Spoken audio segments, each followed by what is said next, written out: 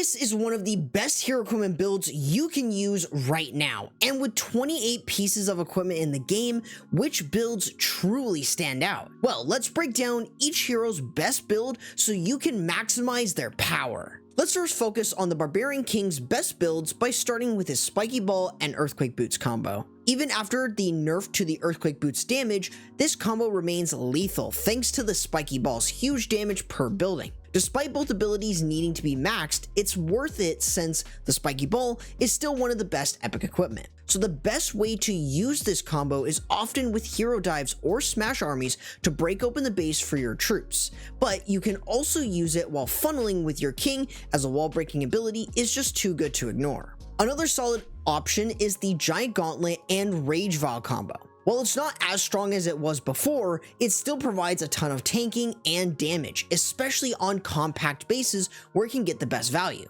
However, this is still a great option as the minimum level for this build is manageable, making it an okay pick for new or returning players. This build works best with troops or siege machines that don't rely on the Earthquake Boots to open the base up, which allows your king to focus more on tanking and dealing a lot of damage. Obviously, you can also use a combination of the Giant Gauntlet with either the Earthquake Boots or the Spiky Ball, but oftentimes it's not as consistent as the other options the Barbarian King has. Moving over to the Minion Prince, not much has changed for him despite the addition of his new Metal Pants ability. Despite its lack of strong synergies, the Minion Prince's default build, the Dark Orb and Henchman puppets, usually performs better whether paired with the Dark Orb or Root Riders. This setup provides solid survivability with the Dark Orb's slow effect and Henchman puppets absorbing Seeking Air Mines. This also boosts his DPS with its passive hero boost stats. In this case, it shines when used with Root Riders and healers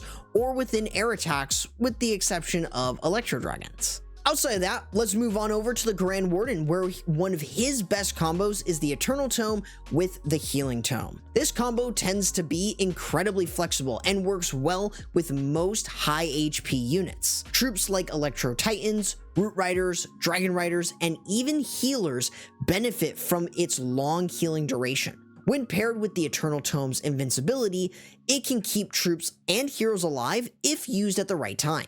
Plus, as long as units take damage before using his abilities, units can still be healed under the Eternal Tome's effect, making it a powerful tool for restoring troops back to full HP. The Eternal Tome paired with the Rage Gem is another fantastic option, especially for armies that use few or no rage spells.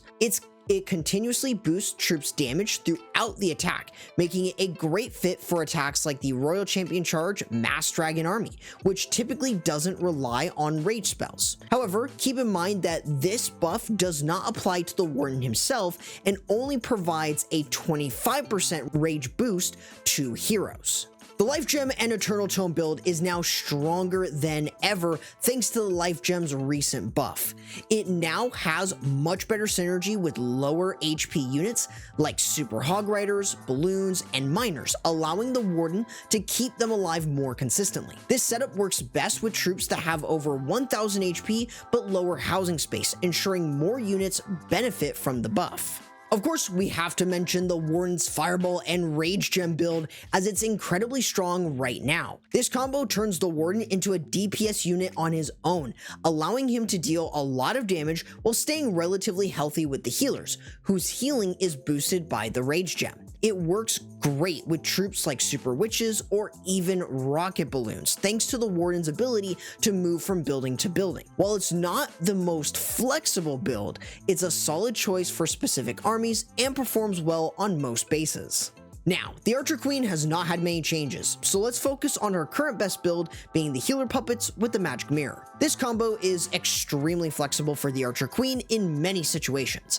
It not only boosts her DPS and survivability, but also grants a 1-second invisibility to keep her alive for longer. This makes her great for funneling whether she's solo or with the Siege Barracks, but you can also use her with hero dives to clear more value within the base with her increased damage output. However, if you don't have access to the Magic Mirror yet, there is a solid alternative you can use. And that alternative is the healer puppets with the giant arrow combo.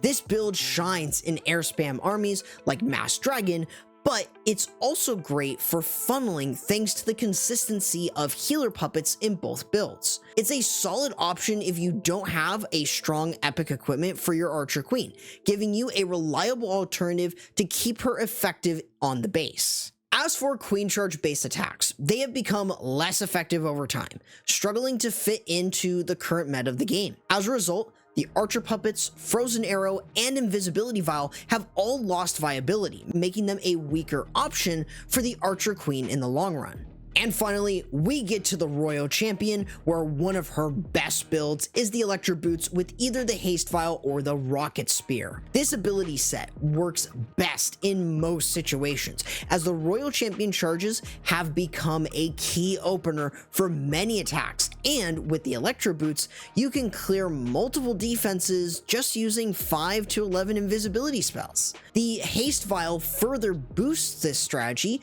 either at the start with a recall spell later on, or midway to clear even more defenses, especially if she's under a rage spell. Alternatively, you can run the Rocket Spear, which can be used early to take out outer defenses, though it is less optimal and may slow down your attack. Another option is the Electro Boots and Hog Rider Puppet combo, as it offers a lot of flexibility in different attack strategies.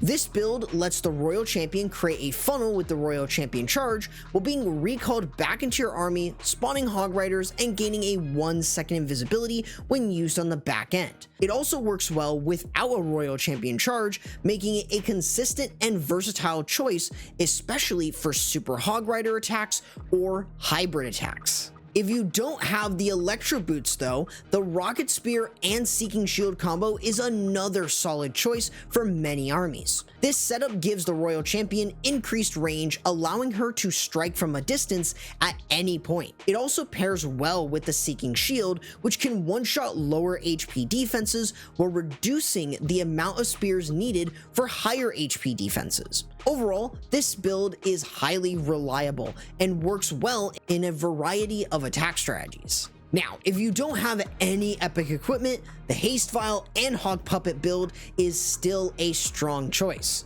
Despite its nerf in September 2024, it remains a viable option for many attacks, providing the Royal Champion with solid survivability and damage, especially under a rage spell. This setup works well for both back-end support and as part of your main attack. Plus, it synergizes well with the Grand Warden's Eternal Tome, making it even more effective. So if you'd like to see the best combos for each hero at a glance, here are the best options to run no matter the base. Now this should give you a solid look into what is currently working and how to take advantage of it. However, if you want to see the minimum levels for every equipment, I recommend checking out this video right here.